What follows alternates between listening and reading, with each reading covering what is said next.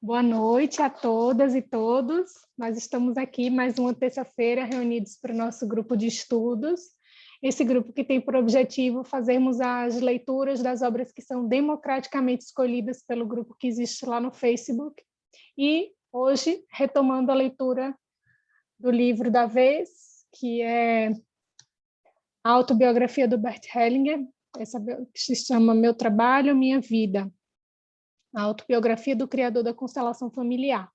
Hoje, iniciando aqui no capítulo 16, na página 189.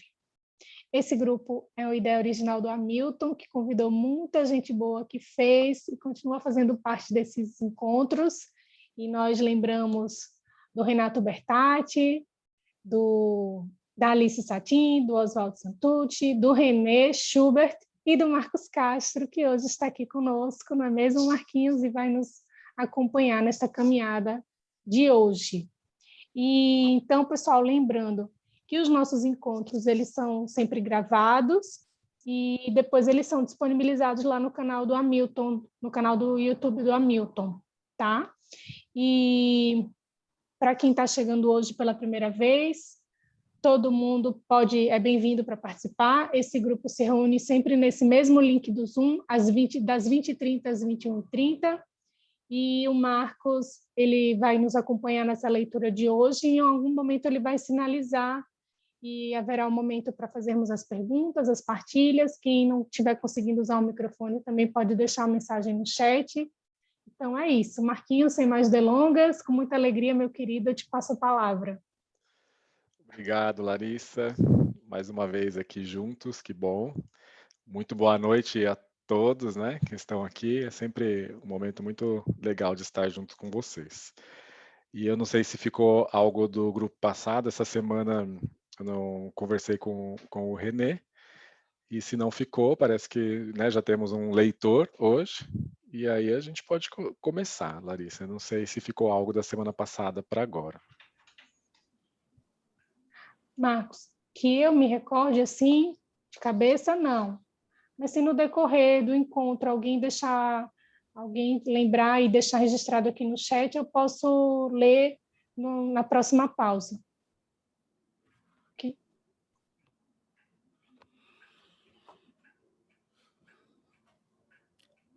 Posso Então iniciar? o Eurico, né, que vai ler para nós. Por favor, Eurico. Boa noite a todos. Capítulo 16. O que adoece nas famílias? Em nosso corpo, a doença está na ponta de uma corrente. Começa com o amor que nos une à nossa família e ao seu destino. Esse amor que vincula é uma necessidade elementar. O profundo desejo de pertencer à nossa família. Por um lado, ele nos une como fonte de força a tudo que é grandioso e bem-sucedido em nossa família. Por outro, a tudo que é incompleto e difícil, a todo peso e a toda culpa. Tornamo-nos corresponsáveis por tudo isso, embora, muitas vezes, sem saber e sem cometer nada de errado. Contudo, somos obrigados a arcar com as consequências.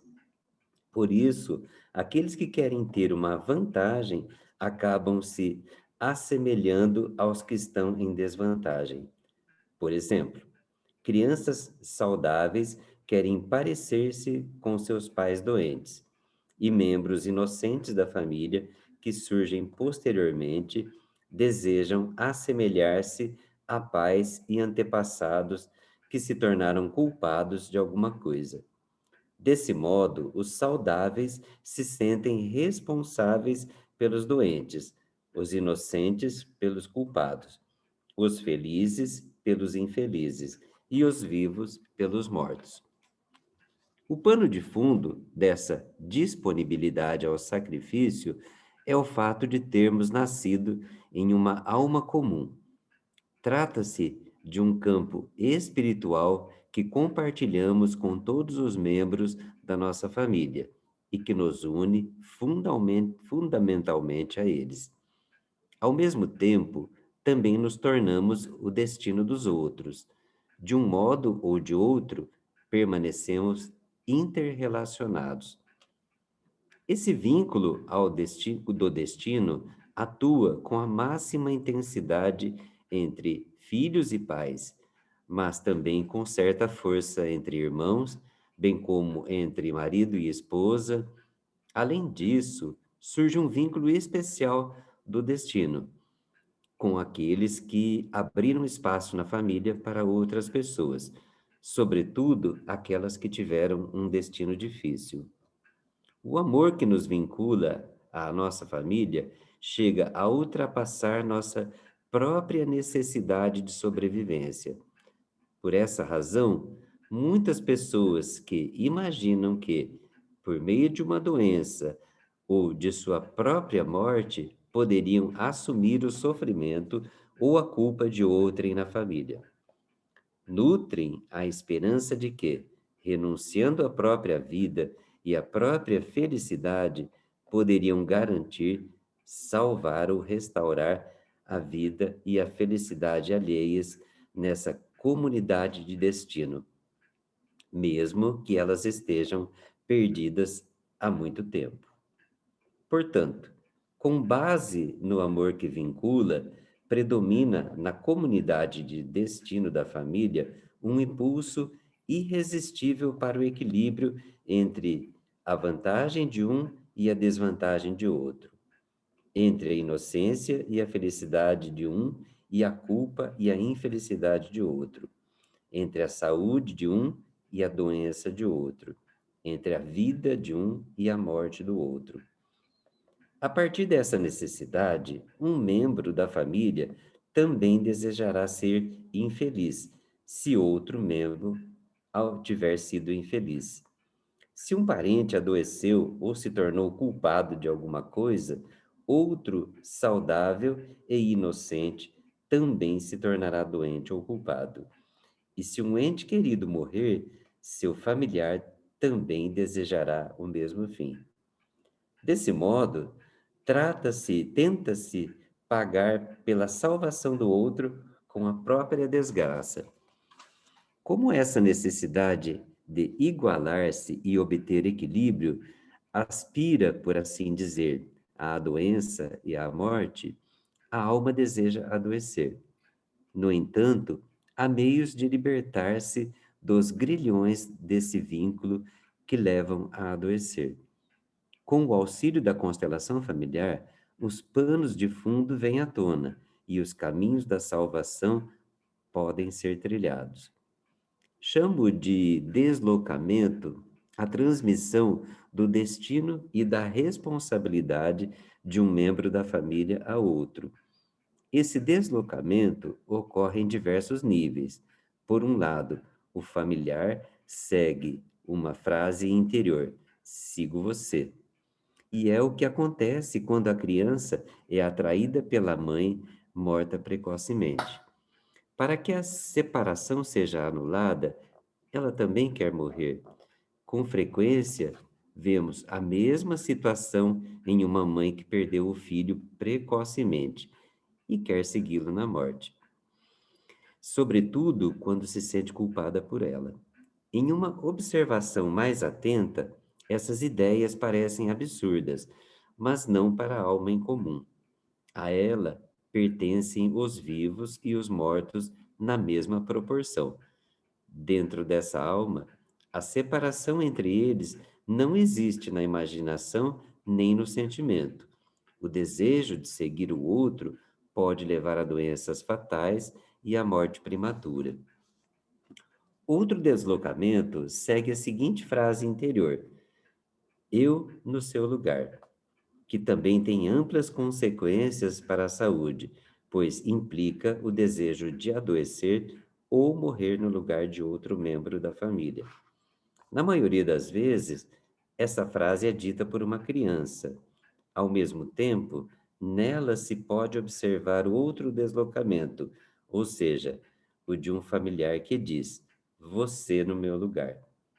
Nesse caso, trata-se sempre de uma pessoa que se sente culpada, por exemplo, uma mãe que entregou ou abortou o filho, Desse modo, o filho assume as consequências da ação da mãe. Outra frase significativa com a qual alguém se despede interiormente da vida diz: eu também. Em geral, é enunciada por uma criança, por exemplo, a um irmão gêmeo que morreu ou a um irmão que foi abortado. O comportamento estranhamente agressivo de uma criança, já descrito acima, costuma ter suas raízes nessa frase. Como a constelação familiar resolve esses deslocamentos? Inicialmente, trazendo à luz a frase que adoece e fazendo o cliente se despedir dela com as chamadas frases de solução. Por isso, primeiro ele tem de dizer com toda a força do amor que o move para a pessoa amada a quem o deslocamento se refere. A frase interior de sua disponibilidade para o sacrifício. Por exemplo, antes de desaparecer, antes eu desaparecer do que você. Nesse momento, é importante que o condutor da constelação faça o cliente repetir essa frase várias vezes, até que a pessoa amada ser reconhecida como oponente e, apesar de todo amor, ser percebida e aceita como separada do próprio eu. Do contrário, a simbiose e a identificação são mantidas. Quando a enunciação amorosa da frase surte efeito, o cliente traça uma fronteira, tanto ao redor da pessoa amada quanto do próprio eu. Ele se separa do próprio destino daquele da pessoa amada. A frase obriga a reconhecer que aquilo que a pessoa que ama gostaria de fazer no lugar da pessoa amada representa para ela um peso, não uma ajuda.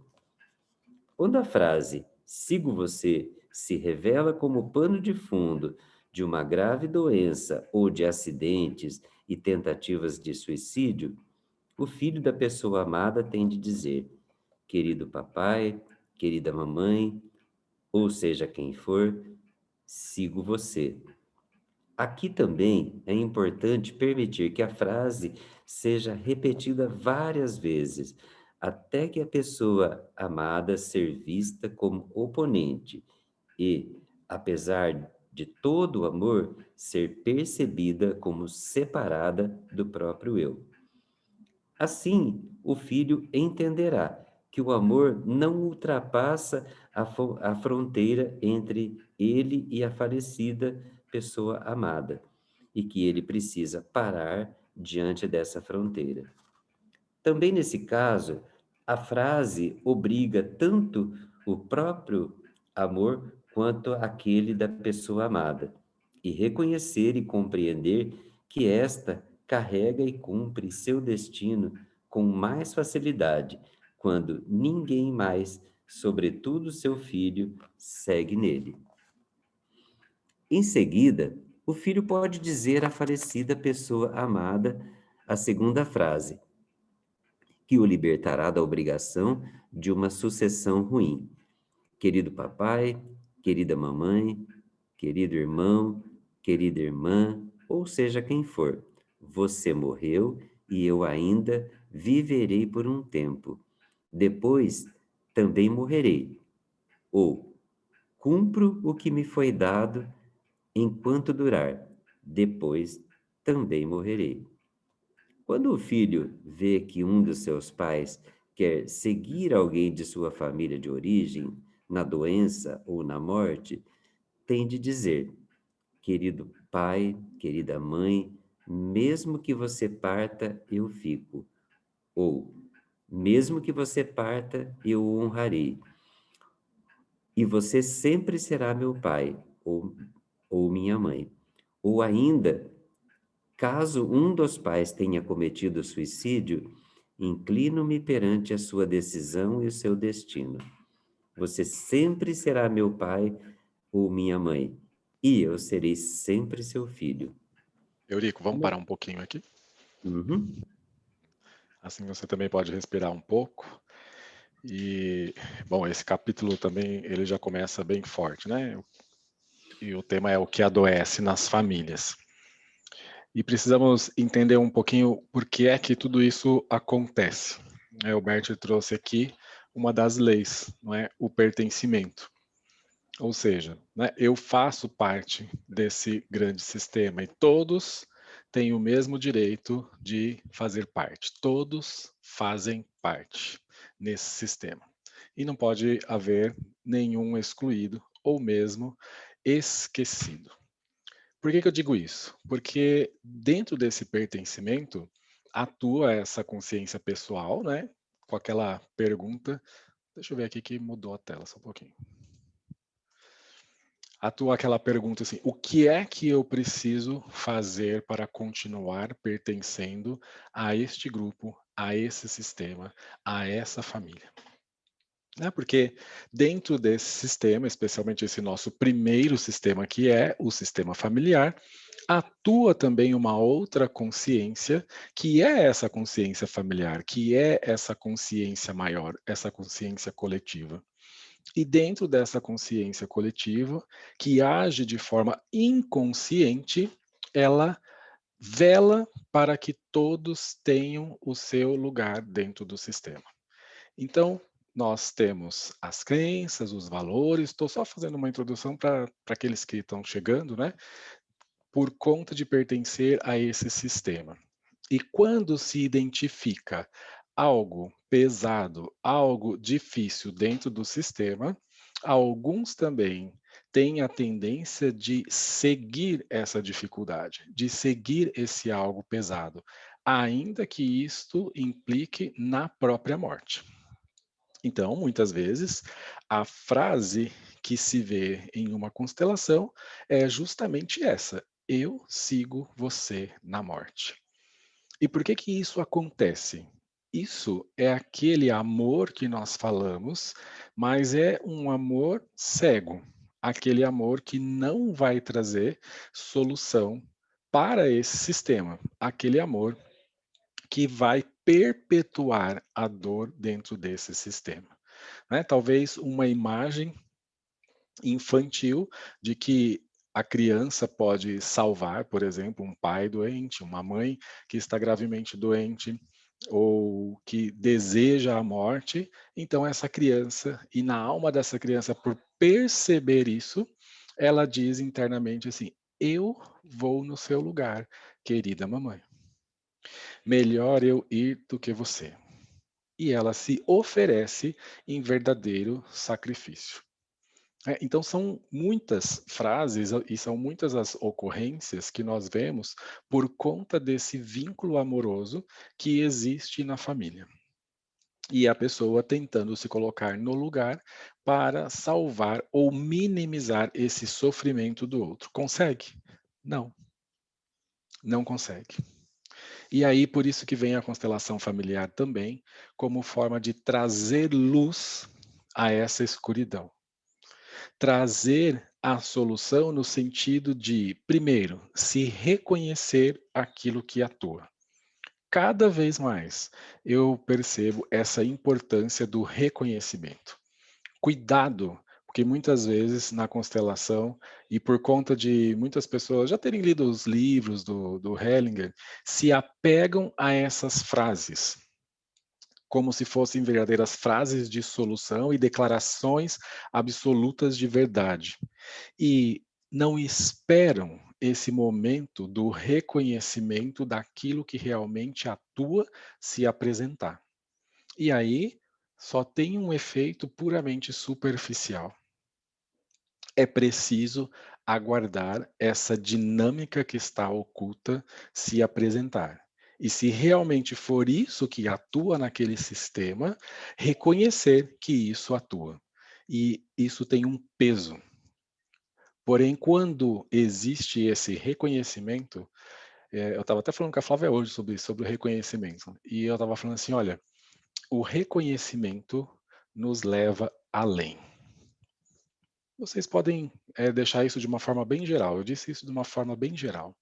O reconhecimento nos leva além. qual é o movimento que surge a partir desse reconhecimento? Porque isso também exige coragem. Coragem de reconhecer que eu vou no seu lugar.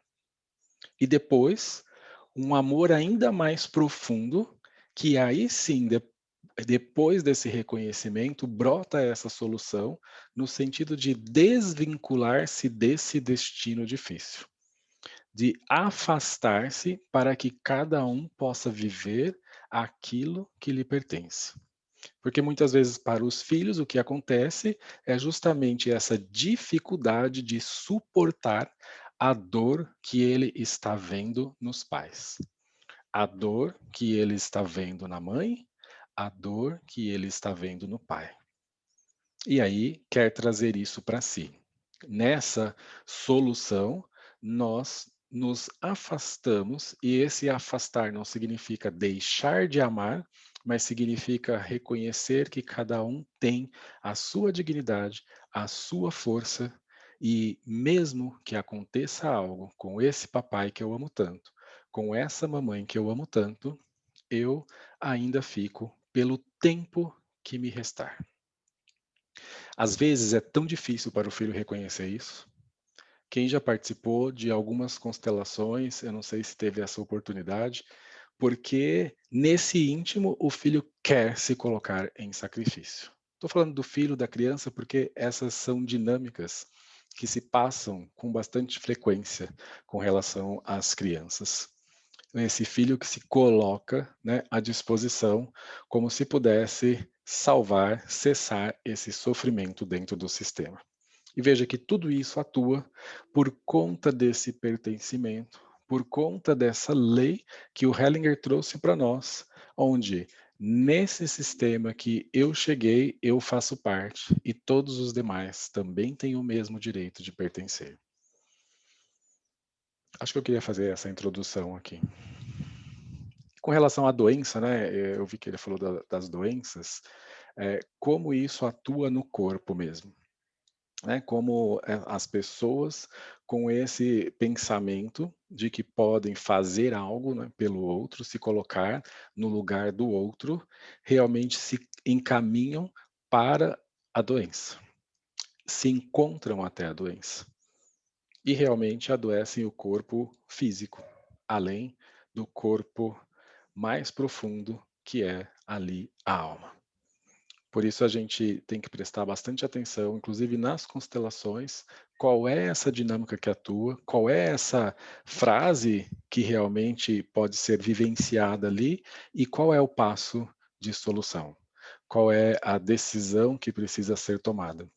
Dizer que eu deixo você com aquilo que é seu nem sempre é tão fácil quanto possa parecer.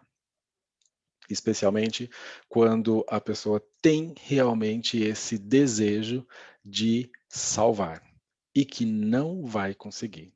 E que, mais ainda, o outro, na verdade, não deseja isso. Ele precisa, sim, da coragem para assumir aquilo que é dele, para assumir aquela culpa, por assim dizer, que ainda está à sua espreita. E aí, quando existe esse reconhecimento, existe também essa liberação. Cada um pode ser realmente quem é. E essa liberação significa, então, cada um também segue com a sua própria força. E mesmo que exista isso do outro partir, eu fico e mais, ainda posso levar você no meu coração e fazer algo de bom em honra a você. Muda tudo. É uma outra força que leva adiante. Ok, perguntas, comentários? Eu sei que essa parte é bem forte.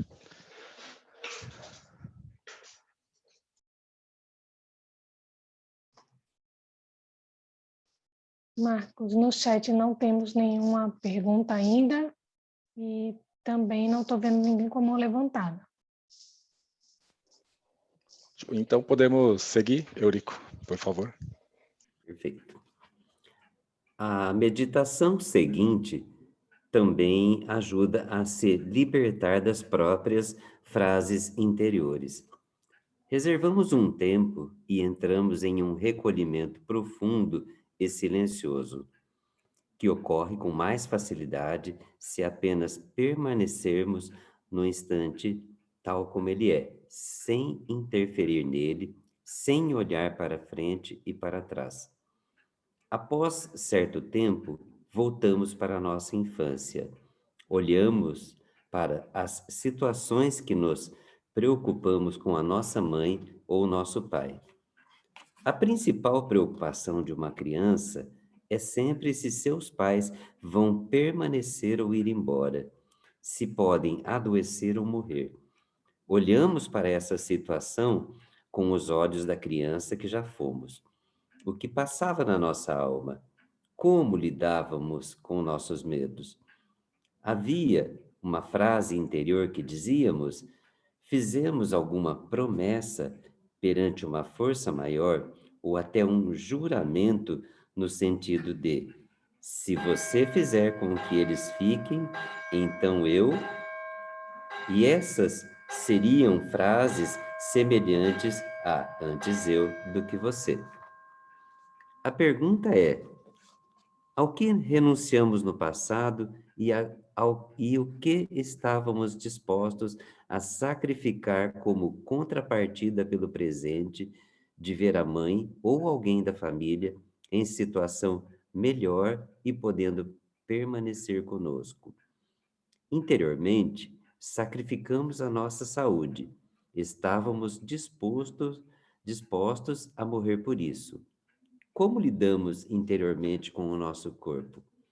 A pergunta é: como podemos anular essa promessa e essa frase? Como podemos recuperar por completo nossa expectativa de vida, nossa alegria de viver e a nossa saúde? Olhamos para aquelas pessoas pelas quais estamos dispostos a fazer todos os sacrifícios só para que elas fiquem conosco e se sintam melhor. Mentalmente, ajoelhamo-nos diante delas e erguemos o nosso olhar até elas. Após um instante, quando realmente nos sentimos embaixo e percebemos a sua grandeza diante de nós, dizemos: aqui vocês são grandes, aqui permanecem grandes. Diante de vocês, sou e permaneço pequeno. Em seguida, olhamos acima delas e para um poder eterno, em cujas mãos e apenas nelas o seu destino e o nosso se encontram. Olhamos para os olhos desse poder e talvez vejamos como suas lágrimas escorrem por sua face, pois ele vê o que estivemos disposto a sacrificar por nossos pais ou outras pessoas.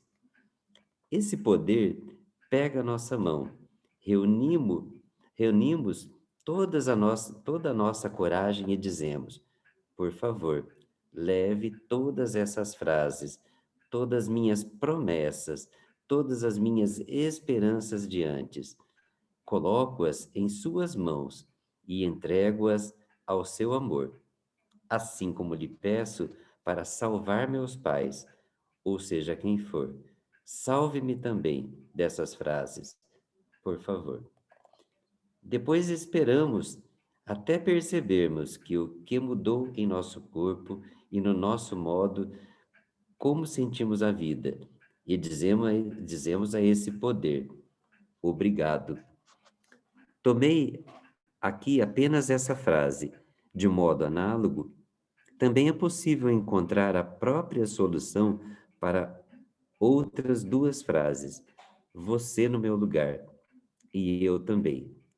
Se a solução também funcionar nesse caso, entra-se em outro campo espiritual, receptivo à vida de todos nós, como com a felicidade.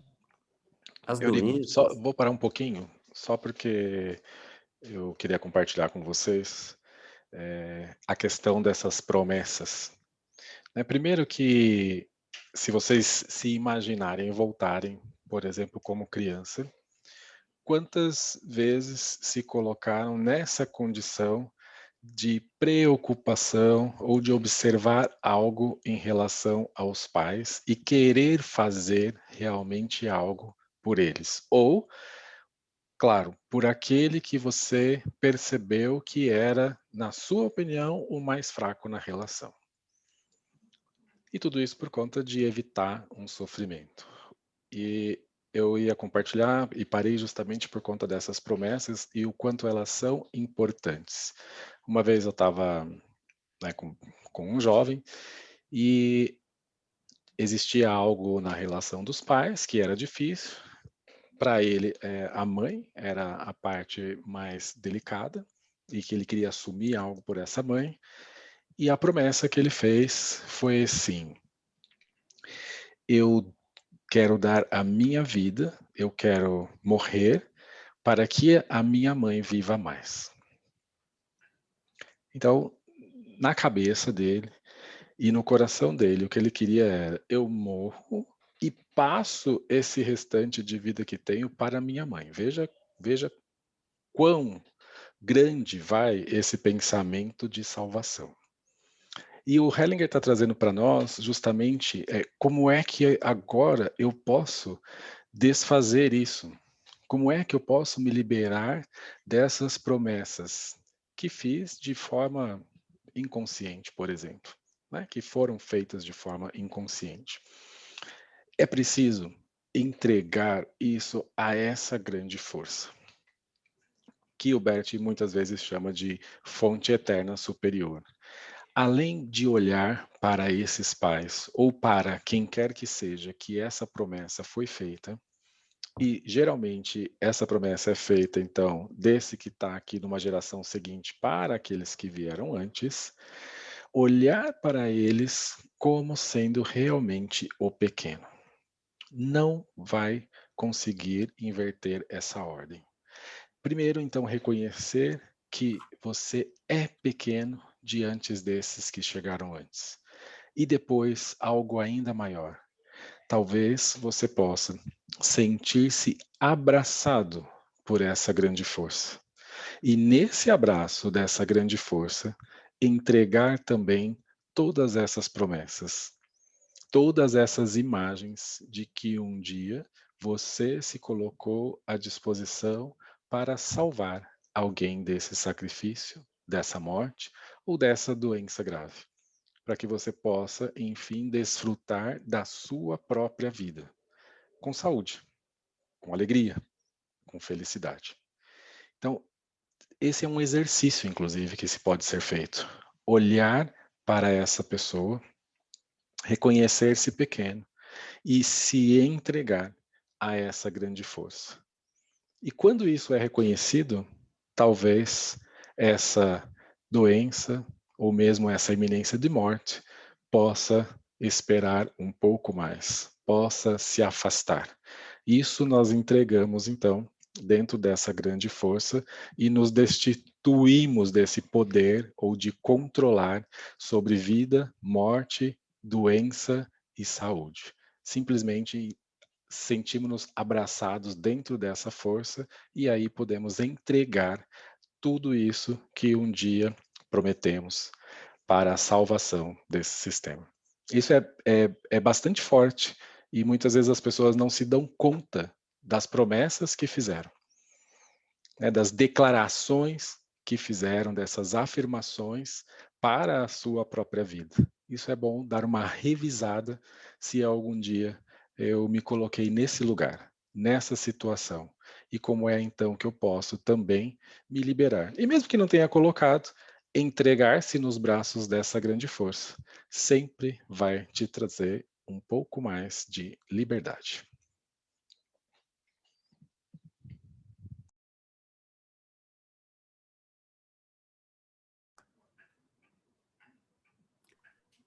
Podemos continuar? Nenhuma Por pergunta? favor, Eurico. Uhum. As doenças ainda têm muitas outras caras, com frequência de pessoas às quais foi negado o direito de pertencer à nossa alma ou à nossa família. Nas doenças, elas se manifestam de maneira visível e enfática, porém, sem se indispor conosco.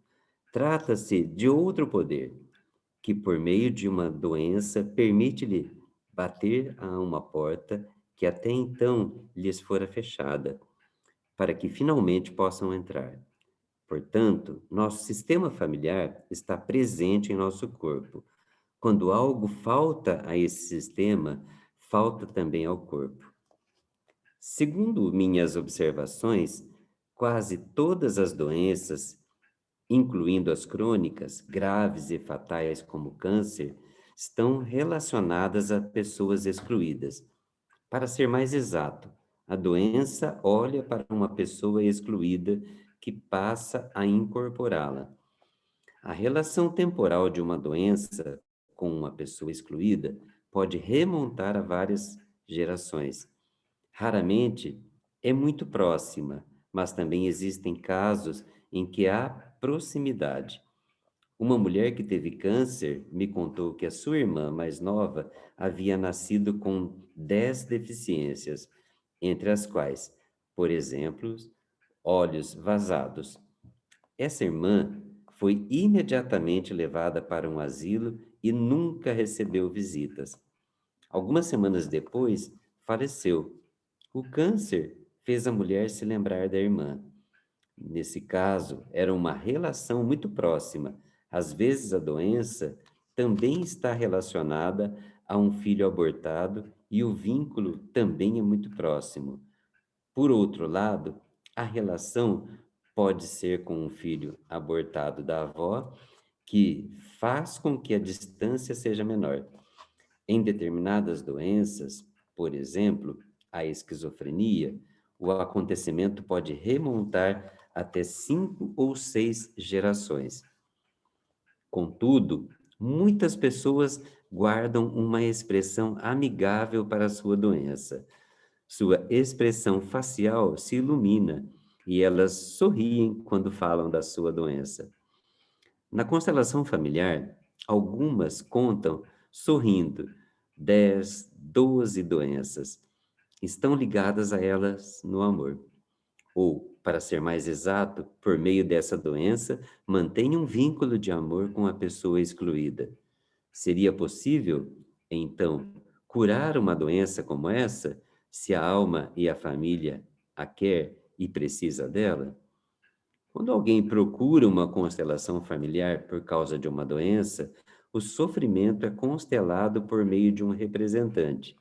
Em pouco tempo se revela a qual pessoa excluída a doença se refere, e ela é trazida de volta para a família. Cada um pode responder por si mesmo as seguintes perguntas: se depois dessa constelação o doente procurar um médico e concordar em fazer um tratamento, quais são as chances dele se curar? Quão menores são as chances se a pessoa excluída não vier à luz? O exemplo seguinte ilustra esse processo ao final de um curso em Hong Kong. Uma mulher me procurou e enumerou suas doenças, 11 no total, que constelei no círculo em torno da mulher. As doenças se comportam como pessoas e, por exemplo, caíram no chão. Todas elas estavam muito mal. Porém, como uma última constelação do curso, por questões de tempo, não pude conduzi-la até o final. Um ano mais tarde, a mulher frequentou um dos meus cursos em Taiwan, sentia-se bem melhor. Veio até mim e disse que gostaria de me falar sobre sua família, que era muito pobre e por isso tinha vendido 7 filhos. Além disso, foram 4 abortados, portanto, eram 12 crianças no total, o número correspondente de doenças da mulher. Em seguida, fiz a constelação de sua família. As 11 crianças e a mulher formaram um círculo. Fora dele, posicionei os pais. Todos os filhos se olharam com um amor incrível, choraram e se mostraram intimamente ligados.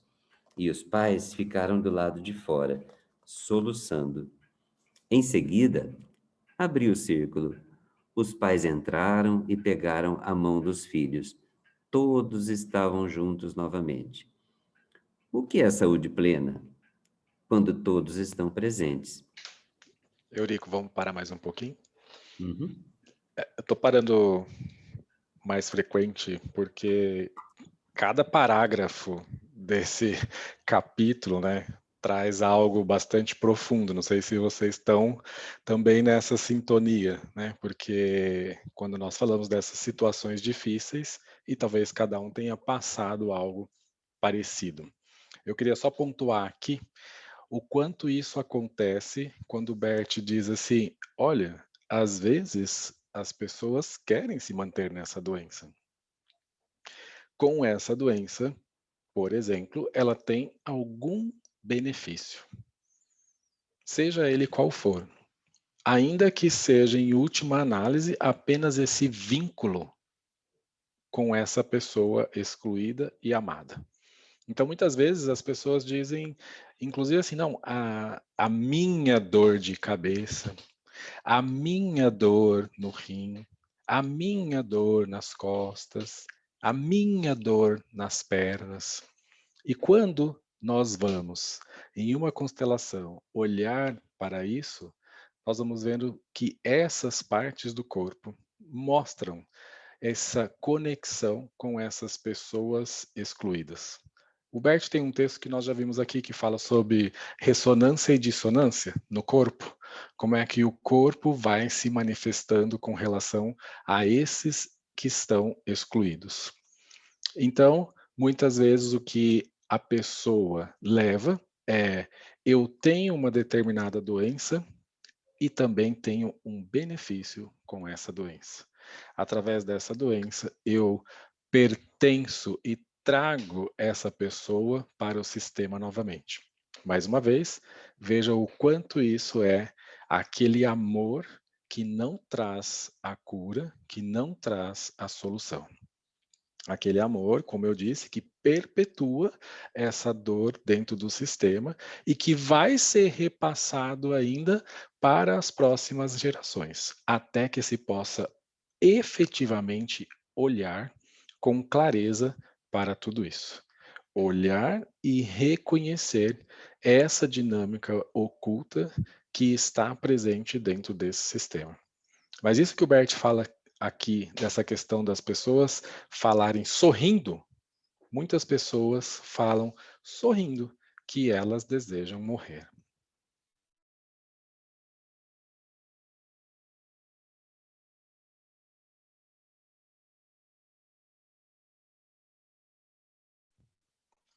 Oi, voltou? Eu acho que eu parei um pouco, né? Então eu estava dizendo que muitas pessoas realmente se colocam nessa situação e com um sorriso no rosto dizem: eu desejo morrer por você. Eu acho que o Bert vai começar depois a falar de uma outra dinâmica, né? Quando existe uma determinação de você por mim. Vamos ver um pouquinho como é isso também.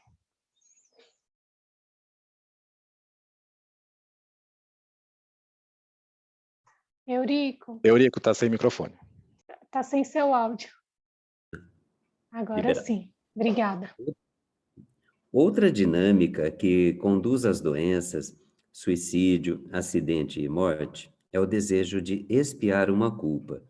Às vezes, algo determinado pelo destino e que não pode ser influenciado é visto como culpa. Por exemplo, um aborto espontâneo, uma deficiência ou a morte precoce de um filho. Nesses casos, ajuda a olhar para os mortos com amor, enfrentar o luto e deixar em paz o que já passou. Se alguém tem o destino marcado por algo que lhe proporcionou alguma vantagem, a salvação ou a vida em detrimento de outra pessoa, esse fato é vivido como culpa. Porém, Também há a culpa de ser expiada pessoalmente. Por exemplo, quando alguém sem necessidade entrega ou aborta um filho, exige ou causa algo ruim ao outro sem ter consideração por ele. Desse modo, com frequência, tanto a culpa determinada pelo destino quanto aquela pessoal têm de ser pagas com a expiação, pois acredita que os danos causados a alguém poderiam ser pagos com os próprios. A culpa tem de ser compensada com a expiação, criando assim um equilíbrio. Por mais nefastas que sejam para todos os envolvidos, essas realizações são promovidas por doutrinas e modelos religiosos. Por exemplo, pela crença no sofrimento e na morte redentores, bem como na purificação dos pecados e da culpa por meio da autopunição e da dor externa. Mas o que de fato se consegue com uma compensação da culpa por meio da doença, de um acidente ou da morte? Em vez de um prejudicado, passa-se a ter dois. Em vez de um morto, por exemplo, tem-se mais um.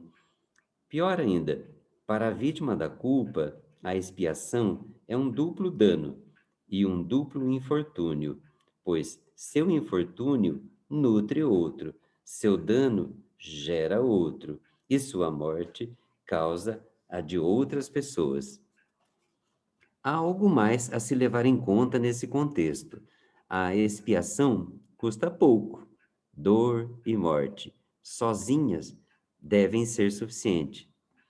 A relação não é considerada, o outro não é visto, e sua dor não é sentida além de seu infortúnio. Na expiação, simplesmente se paga na mesma moeda. Em vez de agir, basta sofrer. Em vez de viver, morre-se. De tal como ocorre com as frases: antes eu do que você, e sigo você. Com essa expiação, apenas o infortúnio e a dor e a morte são multiplicados.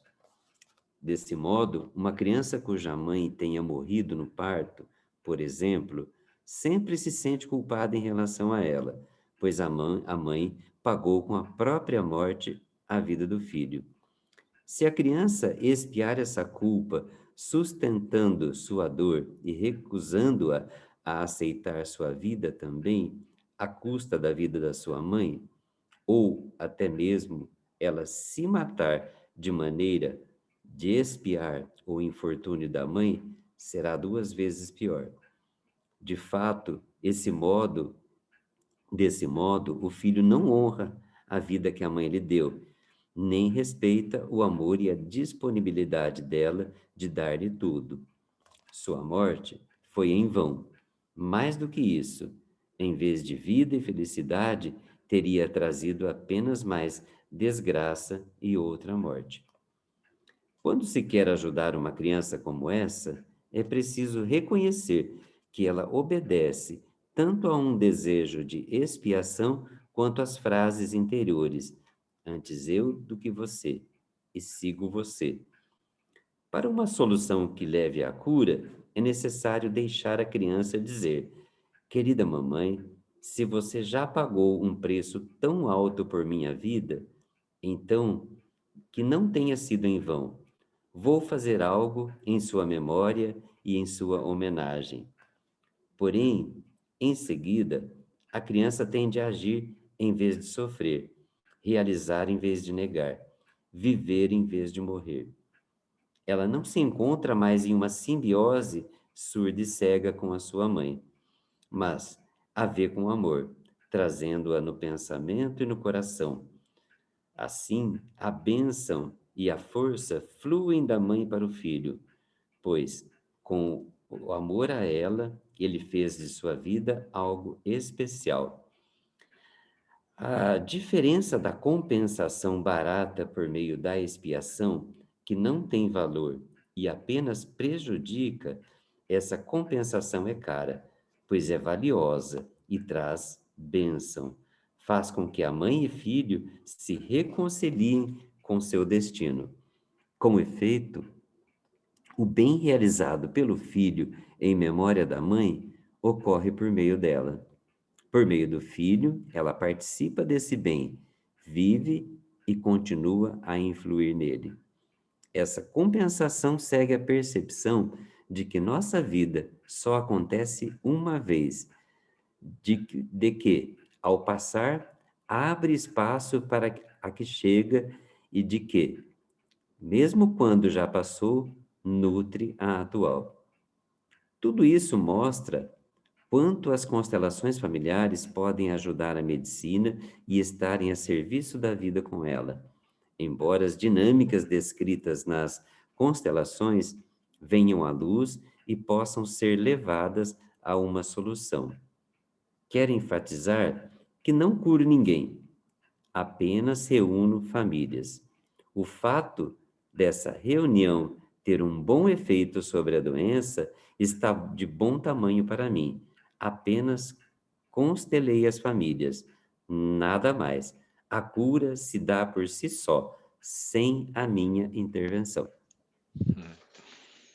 Isso é legal do Bert pontuar aqui no final, né? Porque muitas vezes quando se envolvem esses temas, né, doenças, a pessoa imediatamente fala, agora eu então estou curado, ou eu paro com o meu remédio. Como é esse campo, né? Então, delimitar esses campos de atuação, né? O que o Bert está trazendo aqui para nós é que se existe uma reconciliação com esse sistema, se existe uma reconciliação consigo próprio, talvez essa doença, em conjunto com esse campo da medicina, tenha uma resposta muito mais favorável.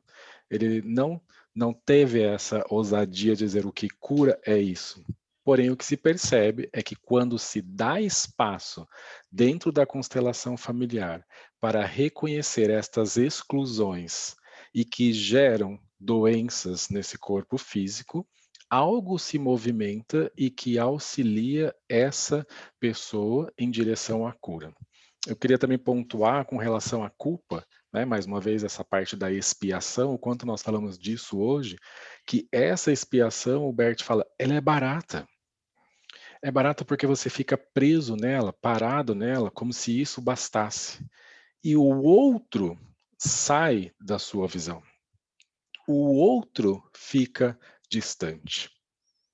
Por mais que isso pareça duro, o que realmente reconcilia, o que realmente movimenta e segue adiante é justamente essa ação de fazer algo de bom com tudo isso que aconteceu, respeitando essas circunstâncias especiais. São casos difíceis? Sim, são casos difíceis. E muitas vezes realmente dolorosos, como nós vimos aqui, quando a mãe morre no parto, como fica essa criança? Essa criança fica sem a mãe, essa criança não tem mãe, ou essa criança pode levar essa mãe e trazer essa circunstância especial dentro desse contexto maior e também ser abraçada por essa força e fazer algo, inclusive por essa mãe. É um outro olhar. E para isso, é muito importante essas pessoas que olham, inclusive, para essa criança e respeitem essa criança e a força dessa criança. Porque se cada um que chega olha para essa criança como um coitadinho, coitadinho, ele não tem mãe, coitadinho, ele perdeu a mãe, coitadinho, a mãe morreu no parto, cada vez se tira mais força dessa criança. E aí nós estamos falando justamente lá naquilo que nós já falamos aqui na ordem da ajuda, né, das ordens da ajuda, e uma delas é justamente essa: reconhecer essas circunstâncias especiais. Se ficarem presos apenas na lamentação, na reclamação, não se vai adiante. Busca-se apenas algum aliado e fica nessa espiral que não leva a lugar nenhum além de dor e sofrimento. É preciso olhar de uma forma mais ampla é preciso ir além através desse reconhecimento e reconhecer também que você faz parte dentro dessa grande força. Eu sei que isso não é fácil, que isso é bastante exigente, porém é possível.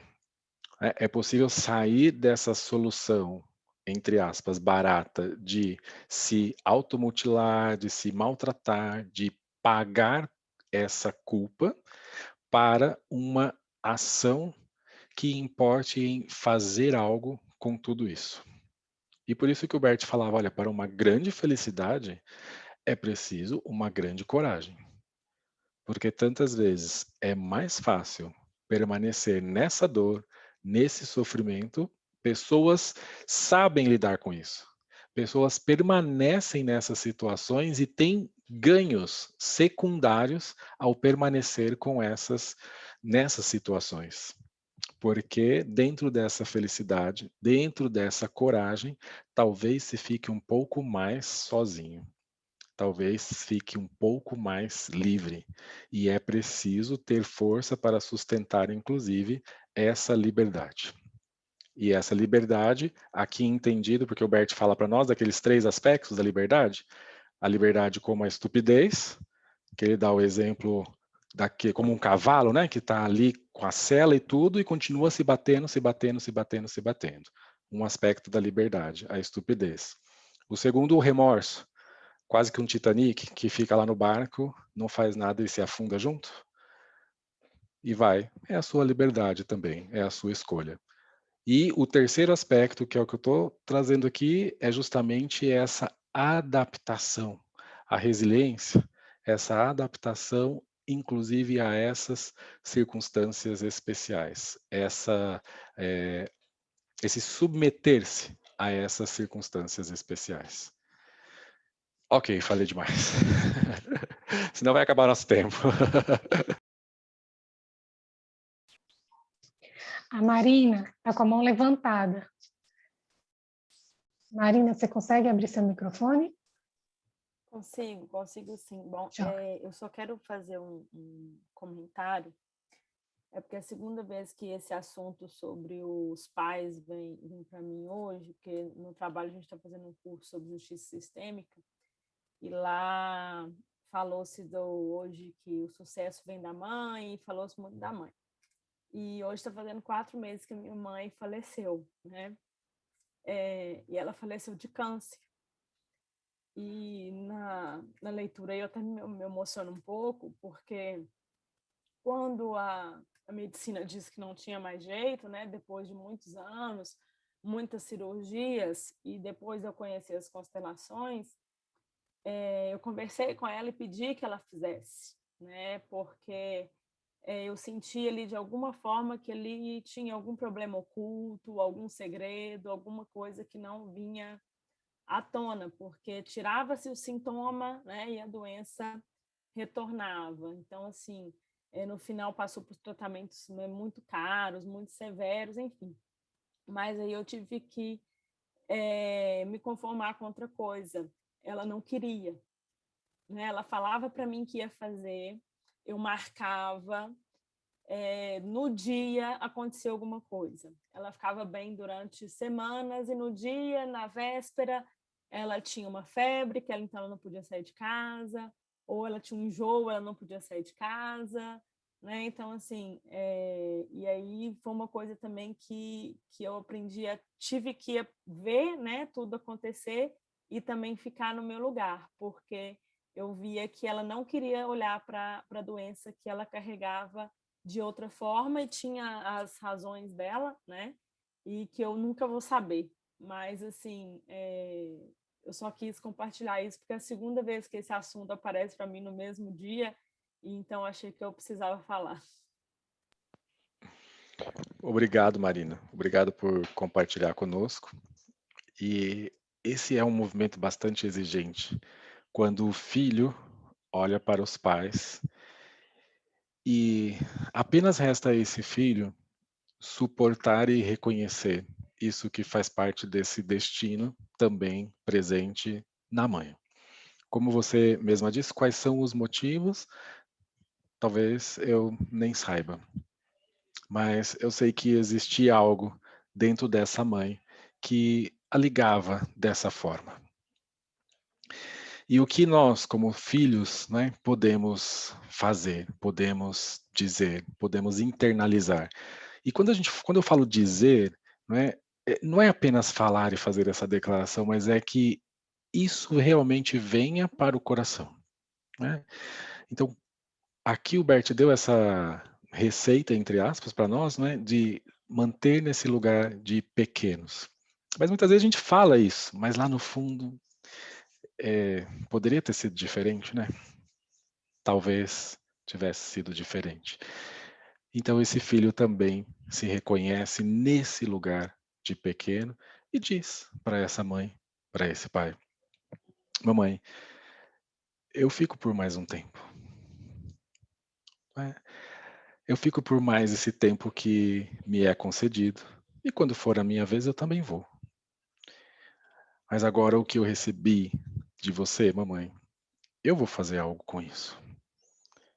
Então, em sua honra, você vem para o meu coração e permanece nele. E como você disse sobre o sucesso, né? Aí, o meu sucesso não é só meu. Esse é um sucesso de muitos. E cada vez mais, então, esse sucesso se torna mais completo. Sai daquele sucesso que eu chamo de sucesso vazio, que talvez até experimente por algum tempo, mas que não se sustenta, para esse sucesso realmente completo, onde todos desse sistema, e principalmente esse papai e essa mamãe, estão no meu coração e eu os levo comigo. Eu os levo no meu coração e eles fluem em mim na vida. E aí, isso pode ter uma outra abertura. Muito obrigado, Marina, pelo que você compartilhou. Mais alguém, Lari? Perguntas? Hoje o pessoal tá quietinho, tá meio introspectivo, assim, né? Eu tô vendo a carinha aqui, tô vendo a Mônica ali concordando, o João, o Eurico, Helena. É um trecho da obra que é bem sensível e forte, acho que toca todos nós, né? Sim. Provoca ficar mais reflexivo. Sim, a gente dá esse tempo, né, para que também algo possa se movimentar em nós, com todo esse respeito, com essa delicadeza e talvez acordar de alguma situação, talvez ter uma percepção nova e talvez também dar um passo em direção à ação e sair desse campo do sofrimento, da expiação de uma culpa que, como nós vimos, se torna muito mais barato do que tomar essa ação. Eu acho genial essa frase aqui no final, que o Bert finaliza assim: quero enfatizar que não curo ninguém, apenas reúno família. Eu acho que isso é de uma extrema humildade, né? Ele colocar dessa forma aqui nessa obra que é póstuma, né, da vida dele, e ele mesmo assim se colocar com uma extrema humildade. Então eu acho que isso é espetacular. O Bert é um espetáculo, viu? Bert é o Bert. A gente tem que ler isso aqui e ir aprendendo com ele essa postura, sabe? Tentar a gente reproduzir na nossa vida, no nosso trabalho, pelo menos um pouquinho dele que ele ensina para a gente nas diversas Sim. obras que ele tem, né? Olha, isso que você falou do Bert, né? E a gente reconhecia isso no Bert o tempo todo. Eu tive um grande prazer, assim, né, de ter alguns momentos com o Bert fora dos seminários, em ambientes mais tranquilos. E o Bert estava sempre assim, gente, nesse centramento e nessa humildade. Se você queria, assim, incomodar o Bert, era tentar colocar ele num pedestal. Era, assim, algo... Isso não faz sentido nenhum. A gente olhava assim, isso não sou eu. O Bert estava sempre assim centrado e te colocando nessa posição assim de igualdade, te olhando realmente na essência do ser humano, né? E era assim que eu me sentia às vezes que eu estava junto com o Bert e também, assim, sempre sem avançar quaisquer limites, porque o olhar dele já te colocava no seu lugar imediatamente. É muito interessante isso, porque mesmo sem o Bert falar, né, no silêncio dele, assim, por mais que estivesse descontraído, e a gente tinha todo esse respeito, né? Você está ali no carro, o Bert está do seu lado, eu ficava assim, converso, não converso, pergunto, não pergunto, sempre esperava ele, né? Partir dele alguma coisa, assim, né? E às vezes vinha algo do Bert, assim, tão maravilhoso como ele olhava e dizia assim, como a lua tá bonita hoje. E uma vez que a gente foi do hotel pro apartamento, assim, pro seminário, foi esse o assunto, assim, foi isso, sabe? Mas naquele momento era algo muito profundo, algo que se movimentava, algo da presença dele que trazia um movimento para nós, dentro dessa humildade que você está falando aí, Eurico. Sim.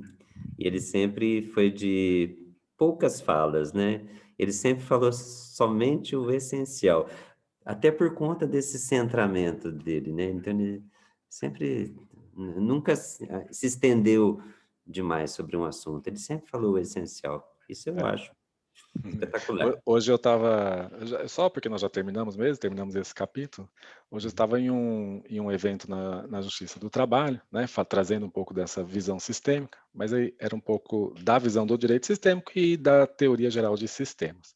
Mas estava falando justamente isso, assim, cuidado com as distrações. As distrações, porque com o Hellinger, o que ele trazia para nós era realmente olhar para aquilo que é essencial, né? E essas distrações em todos os aspectos. Se hoje eu estava falando ali num curso de conciliador, de mediador, cuidado, né, vocês, operadores do conflito, com as distrações. E olhamos dentro dessa visão sistêmica para aquilo que atua e que é essencial. E é exatamente assim que o Bert olhava para tudo. Mais alguma coisa, Lari? A Lari está quietinha hoje também? Estou reflexiva também. A Manuela compartilhou aqui conosco no chat o seguinte: os silêncios do Bert falavam muito alto no coração das pessoas que estavam presentes. Perfeito. Sim, sim. Como esse silêncio tocava em nós. É isso. Um aspecto da comunicação, né, gente? Quando nós vamos falar do silêncio também. Um aspecto da comunicação, que não é só através dessa fala, mas tem todo um grande aspecto dentro da comunicação e que chega de uma forma bem profunda, que inclusive vem através dos silêncios, né? Escutar esses silêncios, aquilo que não foi dito e que traz você também para uma determinada sintonia naquele momento.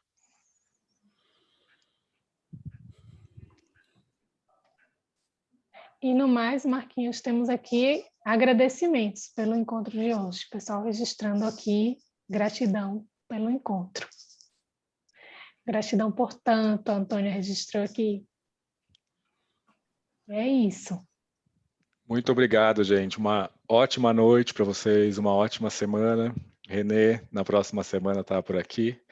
E muito obrigado pelo esse nosso encontro de hoje e também trazer de uma forma leve dentro do possível de um assunto tão intenso e profundo. Um beijo para vocês. Marquinhos, nossa gratidão, a gratidão a todo mundo que está aqui. Até a próxima terça, Eurico. Obrigada pela sua leitura maravilhosa e a todo mundo que está aqui presente e que vai assistir esse encontro depois. Um beijão, até a próxima terça, cuidem-se bem. Valeu, Beijo, gente. Geraldo, Marquinhos. Eurico. Obrigada. Tudo de bom. Obrigada. Tchau, querido.